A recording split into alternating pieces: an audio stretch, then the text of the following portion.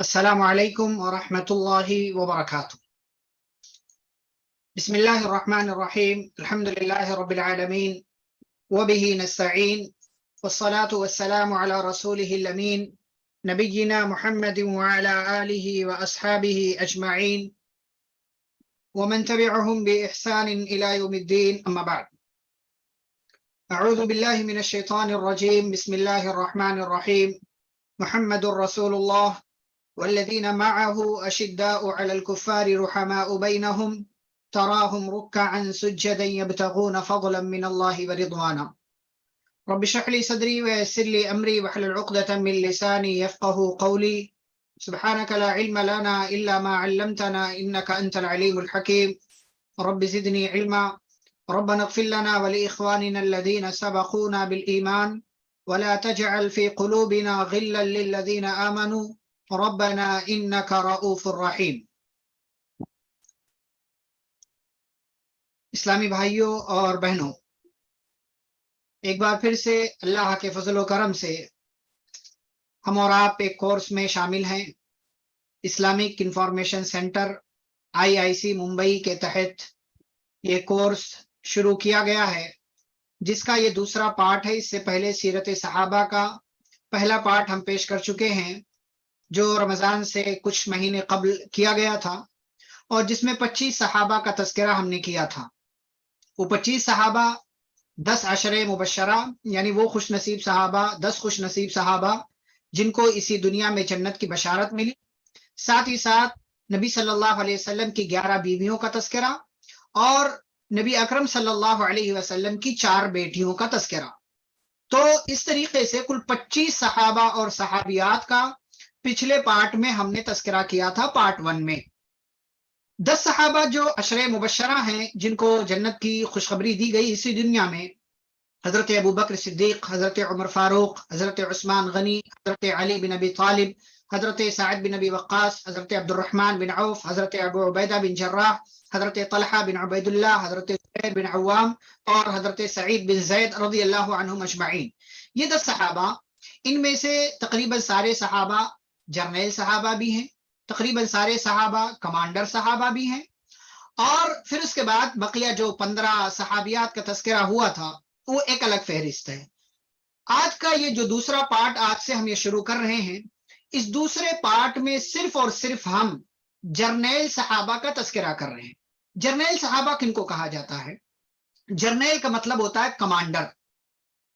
تو جرنیل کن کو کہا جاتا ہے؟ جرنیل کا مطلب ہوتا ہے کمانڈر، یا آپ کہہ لیجئے سپہ سالار، یا ایسا انسان جس کی قیادت میں، جس کی لیڈرشپ میں، اور جس کی ذمہ داری میں جنگ لڑی گئی ہو، کوئی معرکہ ہوا ہو، اور کہیں پر جو ہے کسی قسم کی لڑائی ہوئی ہو، اس کو جرنیل کہا جاتا ہے۔ تو جرنیل صحابہ بہت سارے ہیں، جرنیل صحابہ بہت سارے ہیں، اور ان کی ایک لمبی فہرست ہے۔ جیسا کہ میں نے کہا، عشرہ مبشرہ میں تقریباً سارے صحابہ جو ہیں وہ جرنیل صحابہ ہیں، چاہے حضرت ابو بکر ہوں، اور اس کے بعد جو ہے سعد بن ابی وقاص، عبد الرحمن بن عوف، ابو عبیدہ بن جراح، تقریباً سارے صحابہ۔ لیکن یہ جو پارٹ، اس پارٹ میں ہم شروع کر رہے ہیں، صحابہ سے ہمیں محبت ہونی چاہیے، صحابہ کرام کے بارے میں ہمیں جاننا چاہیے، اور صحابہ کرام کا ہمیں آپس میں تذکرہ بھی کرنا چاہیے، اس لیے کہ صحابہ کرام کے منہج کو ہی اپنانے کا اللہ رب العالمین نے ہم کو حکم دیا ہے، اور صحابہ ہی کی جماعت وہ جماعت ہے کہ جن لوگوں نے نبی اکرم صلی اللہ علیہ وسلم سے ڈائریکٹ ان کی باتوں کو سنا، قرآن کی آیتوں کو سنا، اور دیگر تمام باتوں کو انہوں نے سنا، اور پھر بعد میں آنے والے لوگوں تک انہوں نے پہنچایا۔ تو صحابہ سے محبت کرنا، صحابہ کے بارے میں جاننا، صحابہ کرام سے عقیدت رکھنا، ان کی عزت کرنا، ان کی زندگی کا مطالعہ کرنا، یہ ہماری ذمہ داریوں میں سے ایک ذمہ داری ہے۔ اور اسی مقصد کے تحت یہ کورس شروع کیا گیا تھا، جس کے پہلے پارٹ میں ہم نے 25 صحابہ اور صحابیات کا تذکرہ کیا، اور یہ جو دوسرا پارٹ ہم شروع کر رہے ہیں، اس میں 20 صحابہ کا تذکرہ ہوگا، اور یہ 20 کے 20 صحابہ جرنیل صحابہ ہوں گے، کمانڈر صحابہ ہوں گے۔ اب اس فہرست میں جو سب سے پہلا نام آتا ہے وہ نام ہے حضرت خالد بن ولید رضی اللہ تعالی عنہ کا، حضرت خالد بن ولید رضی اللہ تعالی عنہ کا۔ جنگ کے میدان کا ایک بڑا نام، میدان جہاد کا ایک بڑا نام کہ جن کو جنگی میدان یا میدان جنگ سے تعلق رکھنے والے لوگ، جن کو تقریباً تمام جانتے ہیں، پوری دنیا جانتی ہے، چاہے مسلمان ہوں یا جو ہے دیگر مذہب کے ماننے والے ہوں، حضرت خالد بن ولید رضی اللہ تعالیٰ عنہ۔ لیکن کہ ہم ان کا تذکرہ شروع کریں، یہ جو کورس ہو رہا ہے، ہم اس میں چند ضروری باتیں آپ کے سامنے رکھتے ہیں۔ سب سے پہلی بات یہ ہے کہ 20 صحابہ کا جو ہم تذکرہ کریں گے نا، یہ 20 صحابہ کا تذکرہ بہت تفصیل کے ساتھ نہیں ہوگا، اس لیے کہ تفصیل کے ساتھ بیان کرنے جائیں گے تو اکثر باتیں آپ کے دماغ سے جو ہے آپ کے دماغ میں نہیں رہیں گی۔ تو بنیادی باتیں، اہم باتیں، موٹی موٹی باتیں جو ہیں وہ انشاءاللہ ہم آپ تک پہنچانے کی کوشش کریں گے، بچپن سے لے کر کے وفات تک، اور اس درمیان کیا ہوا ان کی زندگی میں، یعنی تمام جو 20 صحابہ کا ہم تذکرہ کریں گے ان کی زندگی میں کیا ہوا، ان کے ساتھ کیا معاملات کیے گئے، یہ ساری باتیں انشاءاللہ ہم ذکر کریں گے۔ دوسری بات، ہماری کوشش یہ ہوگی کہ جو پوائنٹس ہم آپ کے سامنے بیان کریں وہ پوائنٹس آپ کو ریٹن شکل میں بھی، یعنی لکھا ہوا بھی آپ کو ہم پہنچا سکے، چاہے اردو میں ہو یا رومن میں ہو، کوشش ہماری یہ ہوگی انشاءاللہ۔ لیکن آپ لوگ بھی، جیسے میں یہاں بیان کروں اور تو آپ لوگ بھی اپنے اعتبار سے اس کو نوٹ کرنے کی کوشش کریں، چاہے میں آپ نوٹ کریں یا نوٹ بک میں جو ہے آپ اس کو نوٹ کریں، لکھیں گے تو اس سے کیا ہے، دماغ میں وہ چیز محفوظ رہے گی، دماغ میں وہ چیز انشاءاللہ محفوظ رہے گی۔ ایسے ہی اس فہرست میں ہم ان لوگوں کا تذکرہ بالکل بھی نہیں کریں گے کہ جو لوگ میدان جنگ میں تو گئے لیکن وہ جرنیل نہیں، جیسے ایک مشہور نام حضرت حمزہ رضی اللہ تعالیٰ عنہ کا ہے، حضرت حمزہ رضی اللہ تعالیٰ عنہ کا ہے، تو جرنیل صحابہ میں ان کا نام نہیں آتا، جرنیل صحابہ میں ان کا نام نہیں آتا، اس لیے کہ مسلمان ہونے کے بعد انہوں نے صرف 2 جنگ میں شرکت کی، جنگ بدر اور جنگ احد۔ جنگ احد میں پھر وہ شہید ہو گئے، قتل کر دیے گئے، شہید ہو گئے، تو ان کا نام جرنیل صحابہ میں نہیں آتا ہے، اس لیے ہم ان کا تذکرہ نہیں کریں گے، اس لیے ان کے تعلق سے یہاں پر ہم بات نہیں بیان کریں گے۔ اچھا، ایک اور بات یہاں پر یہ کہ یہ جو ساری باتیں ہم بیان کریں گے نا، تو اس کی ریکارڈنگ بھی انشاءاللہ آپ کو مل جائے گی، تو کوئی یہ نہ کہے کہ بہت فاسٹ چل رہے ہیں یا نوٹ نہیں کر پا رہے ہیں یا ایسا یا ویسا، انشاءاللہ ریکارڈنگ بھی ملے گی، اور بعد میں یہ ساری چیزیں آپ آسانی سے اپنی سہولت کے اعتبار سے سن بھی سکتے ہیں، لیکن یہاں آ کر کے آپ ڈائریکٹ سنیں، وہ زیادہ اچھی بات ہے، وہ زیادہ اچھی بات۔ کیوں؟ اس لیے کہ بعد کا کام پھر بعد پر رہ جاتا ہے، بعد کا کام پھر بعد پر رہ جاتا ہے، لوگ سوچتے ہیں کہ کل سن لیں گے، پرسوں سن لیں گے، نرسوں سن لیں گے، لیکن پھر وہ اسی چکر میں جو ہے کچھ نہیں سن پاتے، نہ ادھر کے رہتے ہیں اور نہ ادھر کے رہتے ہیں۔ تو اس لیے یہاں آ کر کے سنیں، لائیو سنیں، اور یہاں پر جو ہے آ کر کے ساری باتیں جاننے کی کوشش کریں، تو یہ آپ کے لیے اچھا ہے۔ لیکن آپ کی سہولت کے لیے چونکہ بعد میں ایگزام بھی ہوگا، تو اس لیے آپ کی سہولت کی خاطر انشاءاللہ ہم ریکارڈنگ بھی مہیا کرائیں گے، اور آپ بعد میں اس کو دیکھ سکتے ہیں، سن سکتے ہیں، اور اپنی تیاری کے حساب سے آپ اس کو سماعت کر سکتے ہیں۔ تو چلیں شروع کرتے ہیں ہم حضرت خالد بن ولید رضی اللہ تعالیٰ عنہ کا تذکرہ۔ خالد بن ولید رضی اللہ عنہ کا تذکرہ شروع کرنے سے پہلے میں سوال کروں یہاں پر کہ آپ میں سے ان کے بارے میں کون کیا جانتا ہے، یعنی صرف ایک ایک بات بتانا ہے، آپ بتائیں کہ ان کے بارے میں آپ کیا جانتے ہیں، کوئی ایک بات، ملا جلا کر 2-3 بات ہی لوگ بیان کر رہے ہیں کہ وہ اللہ کی تلوار تھے، یعنی سیف اللہ تھے، بہت بہادر تھے، وہ کبھی جنگ نہیں ہارے، اس طریقے کی باتیں۔ ٹھیک ہے، آپ سب کی باتیں درست ہیں، چلے ٹھیک ہے، بس کریں انشاءاللہ۔ اب اسی قسم کی چند باتیں ہم آپ کی خدمت میں رکھیں گے، اس تعلق سے باتیں انشاءاللہ ہوں گی۔ دیکھیں، حضرت خالد بن ولید رضی اللہ تعالی عنہ صحابہ کی جماعت کے ایک اہم نام ہے، اور جرنیل صحابہ میں ان کا شمار ہوتا ہے، جرنیل صحابہ میں ان کا شمار ہوتا ہے۔ خالد بن ولید رضی اللہ عنہ، ان کا نام، ان کا نسب، ان کا خاندان سب سے پہلے وہ جانتے ہیں۔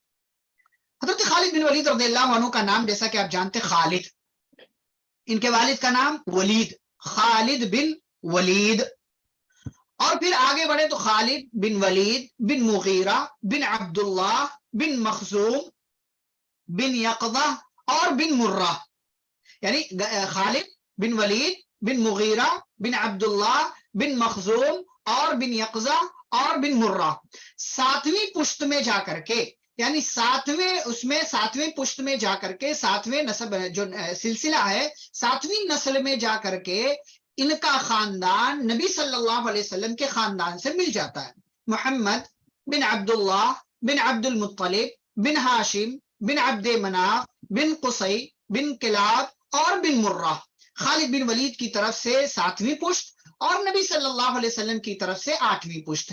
تو یہ مرہ میں جا کر کے خالد بن ولید رضی اللہ عنہ کا خاندان اور آپ صلی اللہ علیہ وسلم کا خاندان دونوں ایک ہو جاتا ہے. دونوں گویا کی مرہ کے کئی بیٹے تھے، ایک کلاب اور ایک یقظہ.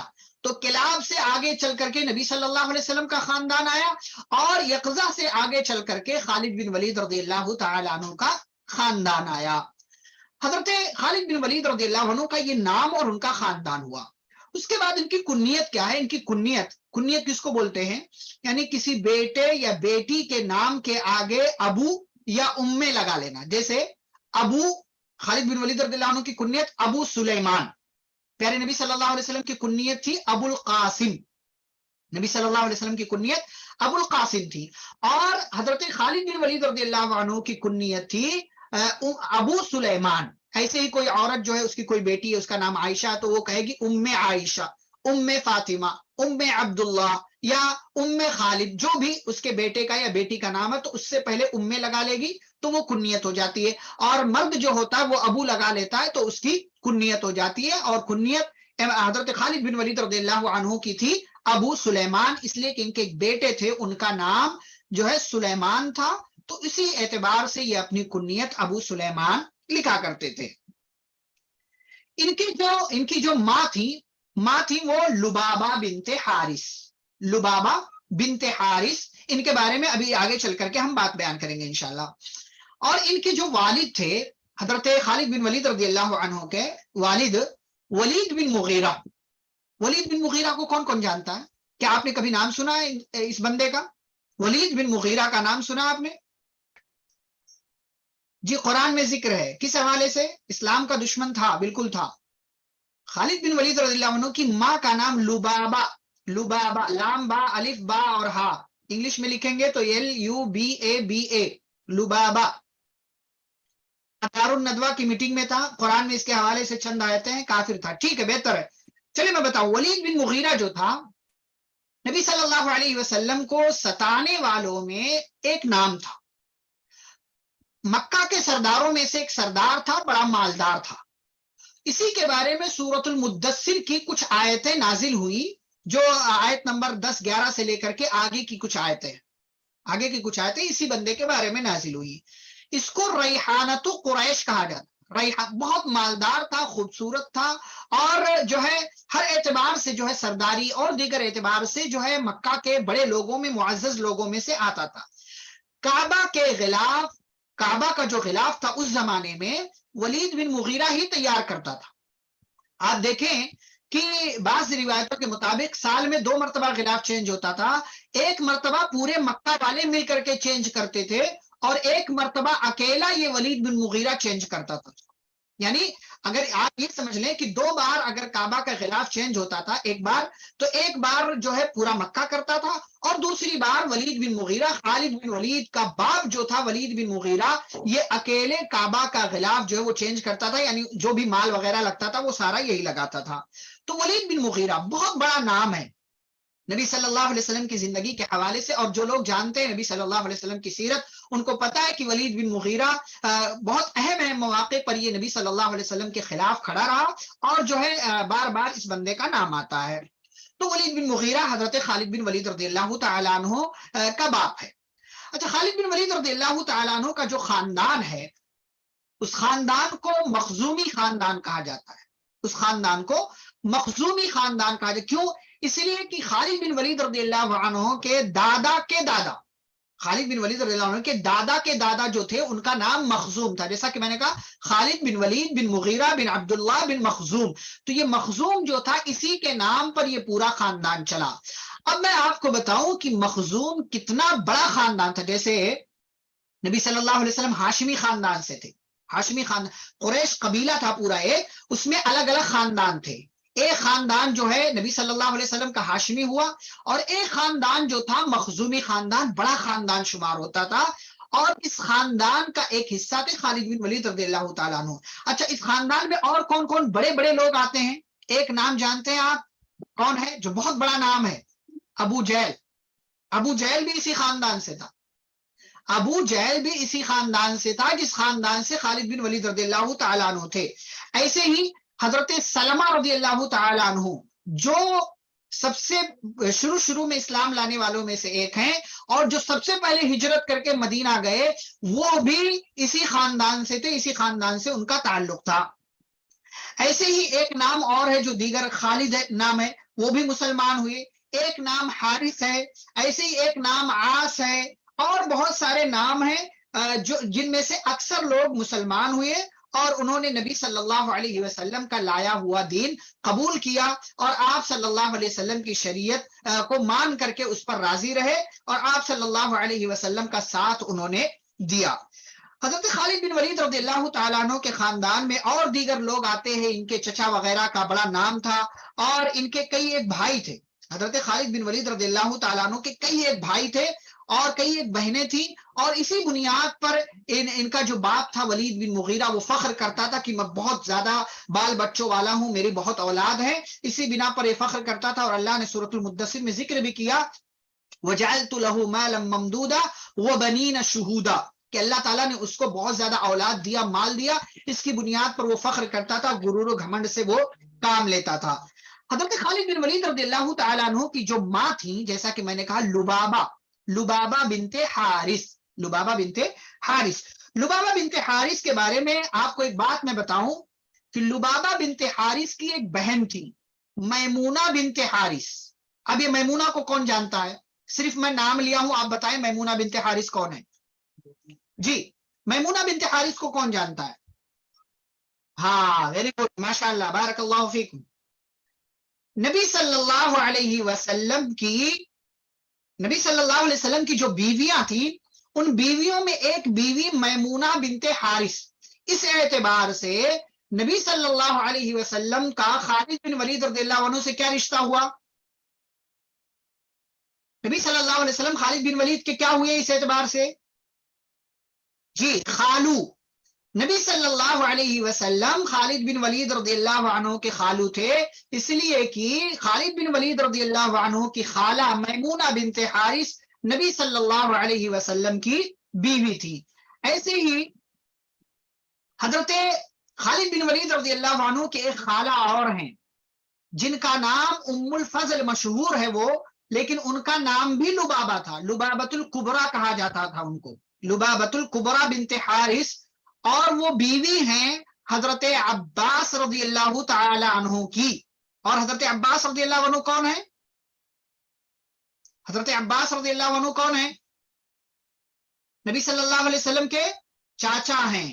تو نبی صلی اللہ علیہ وسلم کے گھر میں حضرت خالد بن ولید رضی اللہ تعالی عنہ کی دو خالہ ہیں. ایک خالہ تو نبی صلی اللہ علیہ وسلم کی بیوی اور دوسری خالہ حضرت عباس رضی اللہ تعالی عنہ کی بیوی ہیں.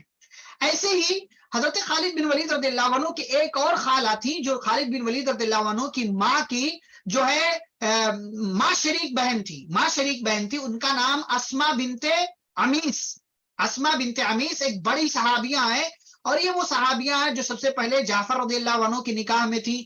وہ شہید ہو گئے تو ابو بکر رضی اللہ عنہ نے ان سے شادی کی. وہ جو ہے ان کا انتقال ہو گیا تو علی رضی اللہ تعالیٰ عنہ نے ان سے شادی کی. ان سب کا تذکرہ انشاءاللہ آگے آئے گا جب جعفر رضی اللہ عنہ کا ہم تذکرہ کریں گے. تو ایسے ہی کئی ایک نام جو ہیں حضرت خالد بن ولید رضی اللہ تعالی عنہ کی ماں کی جو بہنیں تھیں، ایک نام اسما بنت حارث ہے، عزہ بنت حارث ہے، اور حزیمہ یا حزیمہ بنت حارث ہے، سلمہ بنت عمیس ہے، سلامہ بنت عمیس ہے. کئی ایک نام ہے جو یہ ساری کی ساری نبی حضرت خالد بن ولید رضی اللہ تعالیٰ عنہ کی خالائیں تھیں اور ان کی ماں کی بہنیں تھیں. خالد بن ولید رضی اللہ تعالیٰ عنہ کے والد کے بارے میں ہم تذکرہ کر چکے ہیں کہ ان کا کتنا بڑا مقام تھا اور کتنی بڑی حیثیت تھی ان کی اس علاقے میں جہاں پر حضرت خالد بن ولید رضی اللہ تعالیٰ عنہ رہا کرتے تھے. اب آئیے ہم اس طرف چلتے ہیں کہ حضرت خالد بن ولید رضی اللہ تعالیٰ عنہ کب پیدا ہوئے. خالد بن ولید رضی اللہ عنہ کب پیدا ہوئے؟ تو اگر اس حوالے سے ہم دیکھیں کہ خالد بن ولید رضی اللہ عنہ کب پیدا ہوئے تو تاریخ کی کتابوں میں کوئی صحیح تاریخ نہیں ملتی ہے کہ خالد بن ولید رضی اللہ عنہ کب پیدا ہوئے. ہاں، ایک اشارہ ملتا ہے، وہ اشارہ یہ ہے کہ جب حضرت خالد بن ولید رضی اللہ عنہ چھوٹے تھے، تاریخ کی کتابوں میں یہ بات محفوظ ہے، جب چھوٹے تھے تو مکہ کے اندر جو ہے کشتی کے مقابلے ہوتے تھے، کشتی کے مقابلے ہوتے تھے، پہلوانی سکھائی جاتی، اس لیے کہ وہ مطلب لڑنے بھڑنے والے قوم تھے، لڑنے بھڑنے والے لوگ تھے، تو کشتی سکھائی جاتی تھی بچپن سے ہی بچوں کو۔ تو ایک مرتبہ مقابلہ ہوا تھا حضرت عمر رضی اللہ تعالیٰ عنہ اور حضرت خالد بن ولید رضی اللہ عنہ کے درمیان، ان دونوں کا مقابلہ ہوا تھا، اور اس مقابلے میں خالد بن ولید رضی اللہ تعالیٰ عنہ جیت گئے تھے، اور انہوں نے حضرت عمر رضی اللہ تعالیٰ عنہ کی پنڈلی توڑ دی تھی، پنڈلی جس کو گھٹنے کے نیچے کا حصہ جو ہوتا ہے، پنڈلی توڑ دی تھی، اس مقابلے میں جیت گئے تھے۔ تو اگر ہم جو ہے اس کو قیاس لگا کر کے، اس واقعے کو پر قیاس کر کے اگر ہم عمر معلوم کریں تو اس سے ایک اندازہ ہوتا ہے کہ حضرت خالد بن ولید رضی اللہ تعالی عنہ یہ نبی صلی اللہ علیہ حضرت عمر رضی اللہ تعالی عنہ کے تقریباً ہم عمر تھے، تقریباً ہم عمر تھے، اور اس اعتبار سے اگر ہم عمر کا اندازہ لگائیں تو حضرت عمر رضی اللہ عنہ نبی صلی اللہ علیہ وسلم سے 12 سال چھوٹے تھے، اور اگر اس کو ہم سامنے رکھیں تو گویا کی 585 عیسوی کے آس پاس، آج 2023 چل رہا ہے، نبی صلی اللہ علیہ وسلم 571 عیسوی میں پیدا ہوئے تھے، عمر رضی اللہ عنہ سے 12-13 سال کے چھوٹے تھے، تو 583 84 85 اس کے آس پاس حضرت خالد بن ولید رضی اللہ تعالیٰ عنہ پیدا ہوئے۔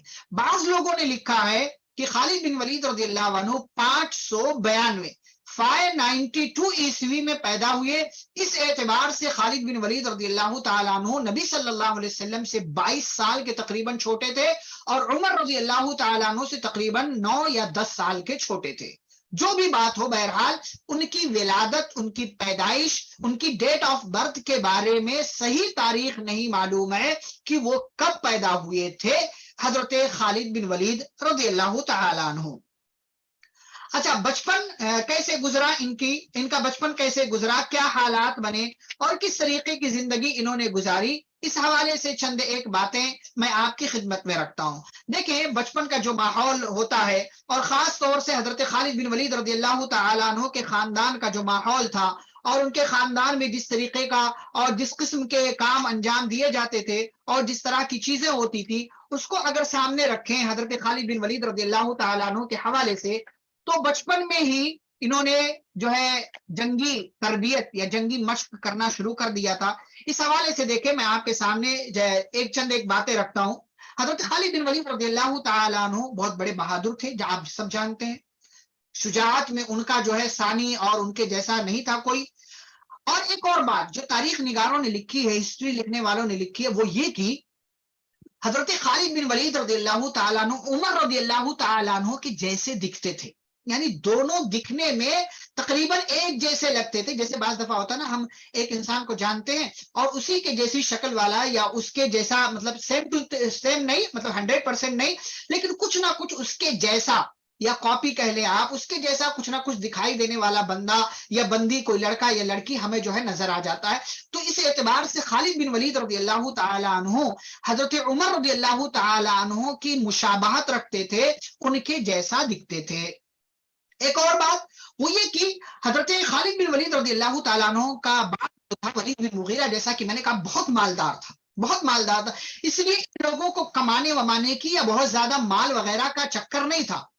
جو مال تھا اس کو خالد بن ولید رضی اللہ تعالیٰ عنہ خرچ کرنے میں بڑے فیاض تھے، بڑے سخی تھے، اور وہ مال جو ان کو ملا تھا وہ غریبوں میں، مسکینوں میں خرچ کرتے، اور جیسا کہ مکہ کا ماحول بھی تھا، مکہ والے غریبوں پر خرچ کرتے تھے، اور کہیں ضرورت پڑ گئی تو مدد کرنے میں بہت آگے تھے۔ تو وہی ساری تربیت اور وہی ساری چیزیں خالد بن ولید رضی اللہ تعالیٰ عنہ نے بھی سیکھا، اور وہ بھی جو ہے غریبوں وغیرہ کی مدد کرتے تھے، اور سوشل ورک میں جو ہے وہ حصہ لیا کرتے تھے۔ میدان جہاد کے، میدان جنگ کے ماہر تھے، آپ کے سامنے یہ بات ذکر کی گئی۔ ایسے ہی مشورہ جب کہیں لینا ہوتا تھا، یا مشورے کی مجلس، ایڈوائز، مطلب کوئی جو ہے ایڈوائزنگ کمیٹی ہوتی تھی، مشورے کے لیے لوگ بیٹھتے تھے، خالد بن ولید رضی اللہ تعالیٰ عنہ بھی اس مجلس میں ہوتے تھے، تو بڑے بہترین مشورے جو ہے ان کی زبان سے نکلا کرتے تھے۔ ایسے ہی حضرت خالد بن ولید رضی اللہ کوئی بھی کام، کوئی بھی فیصلہ کوئی بھی چیز بڑی حکمت کے ساتھ کیا کرتے تھے، سوچ سمجھ کر، دور اندیشی کے ساتھ، آگے کیا ہوگا، کس طریقے سے اس کا اثر کیا ہوگا، یہ ساری چیزیں بڑی دیکھ بھال کر، چند ایک واقعات آگے آئیں گے میں آپ کے سامنے ذکر کروں گا، تو یہ جو ہے حکمت کے ساتھ فیصلے کیا کرتے تھے۔ ایسے ہی جب بولتے تھے تو بہترین انداز میں، فصاحت و بلاغت کے ساتھ اور اچھے انداز میں، بہترین الفاظ کے ساتھ ایسا بولتے تھے کہ سمجھنے والے سمجھ جاتے تھے، جو سنتے تھے ان کو وہ بور نہیں ہوتے تھے، یا ان کو برا نہیں لگتا تھا، یا جو ہے ایسا نہیں تھا کہ ان کو سمجھ میں نہیں آتا تھا، بلکہ آسانی کے ساتھ خالد بن ولید رضی اللہ عنہ اپنی بات رکھتے تھے اور لوگ جو ہے ان کی باتوں کو سن لیتے تھے اور ان کی باتوں کو سمجھ بھی لیا کرتے تھے۔ یہ خالد بن ولید رضی اللہ تعالیٰ عنہ کی زندگی کے حوالے سے چند ایک باتیں جو جوانی اور نوجوانی کے ایام میں ایک بندہ سیکھتا ہے اور وہ جو ہے اس کی زندگی آگے بڑھتی ہے اور پھر وہ سیکھنے کی کوشش کرتا ہے، اس حوالے سے یہ چند باتیں میں نے آپ کے سامنے رکھی۔ یہ اسلام لانے سے پہلے کی زندگی۔ اب جب خالد بن ولید رضی اللہ تعالیٰ عنہ بڑے ہوئے، عمر تقریباً 25 سال کے قریب پہنچی، تو یہ وہ مرحلہ ہے، یہ وہ پیریڈ ہے کہ جس مرحلے میں نبی اکرم صلی اللہ علیہ وسلم نبی بنائے جا چکے ہیں، رسول بنائے جا چکے ہیں۔ حضرت خالد بن ولید رضی اللہ تعالیٰ عنہ اپنی زندگی گزارتے رہے، نبی صلی اللہ علیہ وسلم اپنا کام کرتے رہے، اور رفتہ رفتہ جو ہے ظلم و ستم کا دور جو ہے شروع ہوا، آگے بڑھے، ختم ہوا۔ تو پھر جب نبی صلی اللہ علیہ وسلم ہجرت کر کے مکہ سے مدینہ پہنچ گئے، اب حضرت خالد بن ولید رضی اللہ تعالیٰ عنہ کی اسلام سے پہلے کی جو زندگی ہے اس کو دیکھیں۔ خالد بن ولید رضی اللہ تعالیٰ عنہ نبی صلی اللہ علیہ وسلم کے مدینہ ہجرت کر جانے کے بعد جنگ بدر میں کسی وجہ سے کافروں کی طرف سے شریک نہیں ہو سکے، لیکن جنگ احد وہ جنگ ہے جہاں پر لوگوں نے حضرت خالد بن ولید رضی اللہ تعالیٰ عنہ کی شجاعت دیکھی اور بہادری کا مشاہدہ کیا کہ کس طریقے سے خالد بن ولید رضی اللہ تعالیٰ عنہ نے جو ہے نہایت ہی بہادری کے ساتھ کافروں کی طرف سے آئے اور مقابلہ کیا اور کافروں کو اس میدان میں جو ہے کامیابی دلا دی، اور کافر جو ہے اس میدان میں یا اس جنگ میں کامیاب ہو گئے۔ اس کا ایک نمونہ دیکھیں، آپ جانتے ہیں نبی اکرم صلی اللہ علیہ وسلم نے جب اس جنگ میں آئے، نبی صلی اللہ علیہ وسلم، آپ کی تعداد، مسلمانوں کی تعداد 700 تھی اور کافروں کی تعداد جو ہے وہ 3000 تھی۔ جی ہاں، مطلب نبی صلی اللہ علیہ وسلم کے سامنے جو مقابلے میں آئے وہ پہلی جنگ تھی۔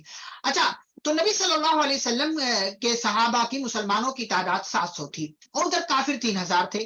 آپ صلی اللہ علیہ وسلم نے ایسی ترتیب بنائی کہ ایک چھوٹی سی پہاڑی تھی، میں آپ کو دکھاؤں، اسکرین شیئر کروں، دیکھیں، یہ دیکھیں، یہ جو ہے یہ جنگ احد جہاں لڑی گئی، یہ پورا میدان ہے، جو لوگ وہاں گئے ہیں وہ جانتے ہیں اس کو اچھے سے۔ اور یہ جو آپ کو پیچھے دکھ رہا ہے یہ پورا، یہ احد پہاڑ ہے، یہ احد پہاڑ ہے، اور ایسے ہی یہ پہاڑ جو ہے پورا 6 کلومیٹر کا پہاڑ ہے، 6 کلومیٹر کا پورا، ایسے آپ ایسے چلے جائیں تو پورا آگے تک یہ 6 کلومیٹر کا لمبا پہاڑ ہے جو ہے جبل احد جس کو کہا جاتا ہے۔ یہاں پہلے اسی میدان میں جو ہے جنگ ہوئی، اور یہ وہ جگہ ہے جہاں آپ یہ دیکھ رہے ہیں، یہ جگہ جس کو گھیرا ہوا ہے، باؤنڈری بنائی گئی ہے، یہ آپ یہاں پر دیکھیں، اس کو میں اگر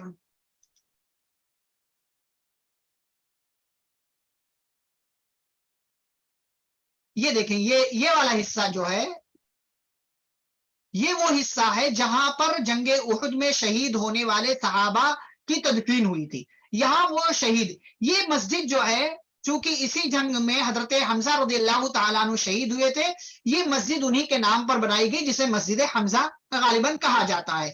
اور یہ جو ہے یہ پورا پہاڑ جو ہے یہ جبل احد ہے، احد پہاڑ، اور یہ وہ پہاڑ ہے نبی صلی اللہ علیہ وسلم نے جس کے بارے میں کہا کہ یہ پہاڑ اللہ سے محبت کرتا ہے اور اللہ اس سے محبت کرتا ہے، یہ پہاڑ ہم اس سے محبت کرتے ہیں، یہ ہم سے محبت کرتا ہے۔ تو یہ جو ہے جس کو میں نے یہ بنایا، یہ 1 نمبر جو یہ ہے، یہ یہاں پر احد کے شہداء جو ہے مدفون ہے۔ تو اسی پورے ایریے میں، یہ پورے میدان میں جنگ لڑی گئی، اسی میدان میں جنگ لڑی گئی، اور یہاں پر جو ہے مسلمانوں نے جنگ کیا۔ اب اس کے بعد دیکھیں آپ، نبی صلی اللہ علیہ وسلم نے یہ جو آپ کو چھوٹی پہاڑی دکھ رہی ہے، یہ جو چھوٹی پہاڑی دکھ رہی ہے جس پر یہ بندے محفوظ کھڑے ہوئے ہیں، یہ پہاڑی اس کو جبل رمات کہا جاتا، چھوٹی سی پہاڑی تھی، چھوٹی سی پہاڑی، اسے جبل رمات کہا جاتا. اس کے ادھر جنگیں چل رہی ہیں، اس کے ادھر جنگیں چل رہی ہیں، ادھر جنگیں چل رہی، پوری جنگ چل رہی تھی. اب یہاں پر نبی صلی اللہ علیہ وسلم نے اس چھوٹی سی پہاڑی پر 50 تیر اندازوں کو کھڑا کر دیا تھا، جن کے سردار عبداللہ بن جبیر رضی اللہ تعالیٰ عنہ کو بنایا تھا، اور کہا تھا کہ جب تک ہمارا اگلا آرڈر نہ آ جائے تمہیں یہاں سے ہٹنے کی ضرورت نہیں ہے. تم اگر دیکھو کہ ہمارے جسم کی بوٹیاں کر دی گئی، ہمیں مارا جا رہا ہے، کاٹا جا رہا ہے، تو جب تک ہمارا حکم نہ آ جائے یہاں سے نہیں ہٹنا. اب جنگ شروع ہوئی، کافروں کے مقابلے میں مسلمان آئے، اور پہلے مرحلے میں مسلمان یہ جنگ جیتنے لگے. لیکن آپ دیکھیں کہ اس طرف جو پہاڑ کا یہ حصہ ہے، اس کے سامنے کا جو میدان ہے یہاں پر کافر تھے، اور یہ والا جو حصہ ہے یہاں پر مسلمان تھے، یہاں پر مسلمان تھے. گویا کہ اس طرف جو سامنے کا حصہ آپ کو دکھ رہا ہے یہاں مسلمان تھے، اور جو پیچھے کا حصہ دکھ رہا وہاں پر کافر تھے. اور اسی چھوٹی سی پہاڑی پر 50 تیر انداز موجود تھے. اب یہ جنگ جو لڑی جا رہی ہے احد کے دامن میں، پہلے مرحلے میں مسلمان کامیاب ہوئے. اب اس کے بعد جب یہ جنگ کافر بھاگنے لگے، جب مسلمانوں نے مارا، کھدیر کھدیر کر مارا، اور جو ساری چیزیں ہوئی، تو یہ جو 50 تیر انداز تھے اس سے پہلے انہوں نے بڑی محنت کی تھی. اس درمیان میں خالد بن ولید رضی اللہ تعالیٰ عنہ اپنے 300 سواروں کے ساتھ جو کافروں کی طرف سے تھے، وہ یہ پورا احد پہاڑ پورا کاٹ کر یہ پیچھے سے آ کر کے انہوں نے حملہ کرنے کی کوشش کیا. یہ پیچھے سے حملہ کرنے کی انہوں نے کوشش کیا. اب ہر کوشش کو ناکام بنایا کن لوگوں نے؟ انہی 50 تیر اندازوں نے. جو یہ 50 تیر انداز تھے ان لوگوں نے ان ساری کوششوں کو ناکام بنایا. لیکن جب مرحلہ آیا، وہ مرحلہ، وہ پیریڈ، وہ لمحہ آیا، وہ ٹائم آیا کہ مسلمان مال غنیمت سمیٹنے لگے، تو ان 50 تیر اندازوں نے اپنی جگہ چھوڑ دی. ان کے جو سردار تھے عبداللہ بن جبیر رضی اللہ عنہ، انہوں نے سمجھایا کہ نبی نے کہا تھا یہ جگہ نہیں چھوڑنی ہے، لیکن سارے لوگوں نے کہا کہ بھائی مال غنیمت جو ہے جمع کیا جا رہا ہے، اس کو لیا جا رہا ہے، تو ہم کیوں پیچھے رہیں. سارے لوگ گئے، چند ایک کو چھوڑ کر کے سارے لوگ مال سمیٹنے میں چلے گئے اور میدان کے حصے میں پہنچ گئے، میدان کے اندر پہنچے.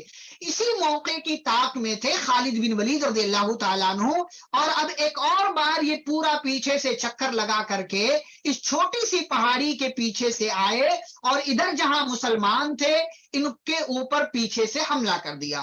اب اچانک جب پیچھے سے حملہ ہوا تو مسلمان جو ہے بوکھلا گئے، بوکھلاہٹ کا شکار ہو گئے کہ ہم تو سمجھ رہے تھے کہ ہم جیت گئے، لیکن یہ اچانک حملہ کہاں سے آیا.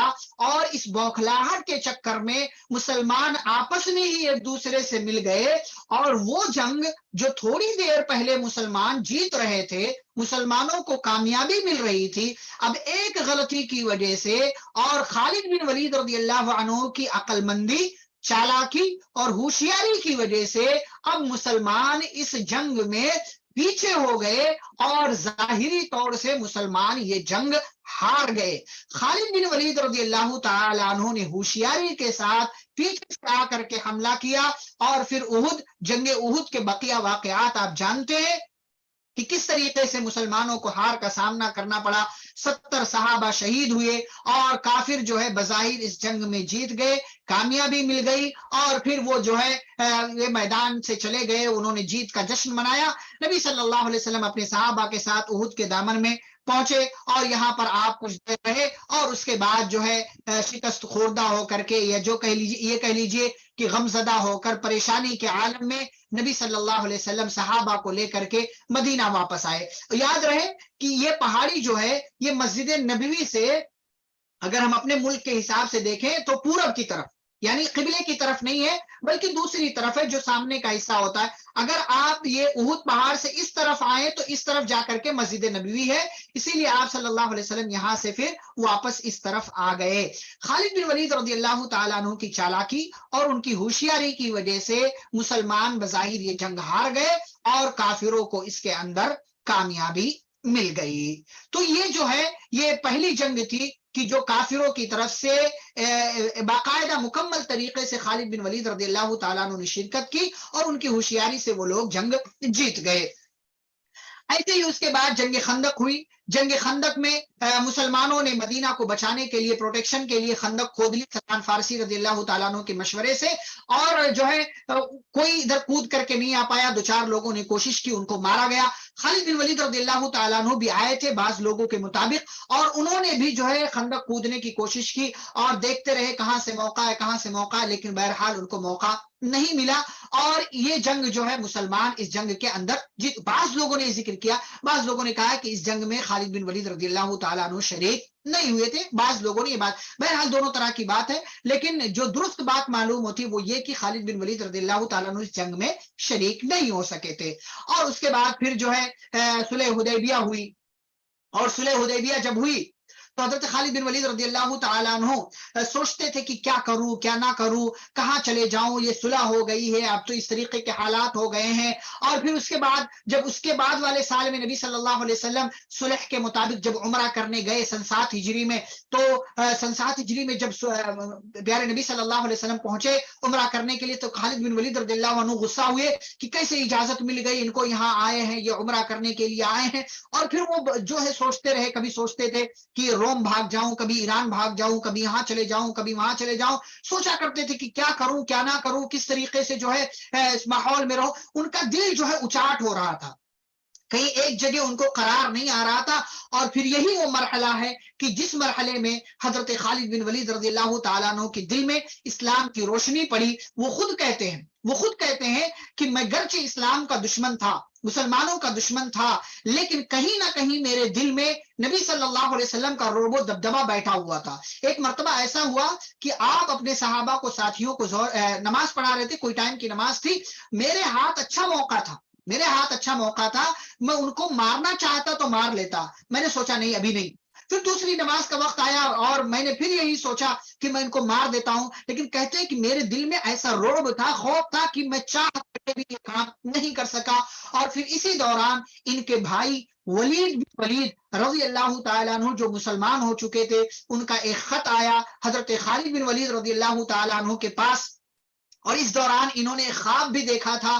وہ خواب کیا تھا؟ خالد بن ولید رضی اللہ تعالیٰ عنہ کے پاس ان کے بھائی کا کون سا خط آیا, اس خط میں کیا پیغام تھا, کیا میسج تھا, کیسے انہوں نے اسلام قبول کیا, اور اسلام قبول کرنے کے بعد ان کی زندگی کیسے گزری نبی صلی اللہ علیہ وسلم کے زمانے میں, حضرت ابوبکر رضی اللہ عنہ کے زمانے میں, عمر رضی اللہ عنہ کے زمانے میں, اور کیسے انہوں نے بڑے بڑے علاقے فتح کیے, سیف اللہ کا, اللہ کی تلوار کا لقب کیوں ملا, اور پھر کب ان کا انتقال ہوا, ان کی بیویاں ان کے بچے کون ہیں, اور ان کی زندگی سے ہمیں کیا سبق ملتا ہے. یہ ساری باتیں انشاءاللہ کل کی مجلس میں ہم ذکر کریں گے, اور شروعات یہاں سے کریں گے کہ خالد بن ولید رضی اللہ تعالیٰ عنہ نے اسلام کیسے قبول کیا. چلے ٹھیک ہے, انشاءاللہ پھر کل آپ لوگ 9:45 شارپ بالکل ٹائم پر آپ لوگ حاضر ہوں. انشاءاللہ ٹائم پر ہم کلاس شروع کر دیں گے, اور اس طریقے سے یہ ساری چیزیں انشاءاللہ آپ لوگوں کو بتائی جائیں گی, اور کل خالد بن ولید رضی اللہ تعالیٰ عنہ کی زندگی کے حوالے سے بقیہ باتیں آپ کی خدمت میں پیش کی جائیں گی. اللہ رب العالمین ہمیں صحابہ سے محبت کرنے اور ان کے حقوق کو ادا کرنے کی توفیق عطا فرمائے. آمین. صلی اللہ علیہ نبی الکریم. سبحانک اللہم و بحمدک, اشہد ان لا الہ الا انت, استغفرک و اتوب الیک. السلام علیکم ورحمۃ اللہ وبرکاتہ.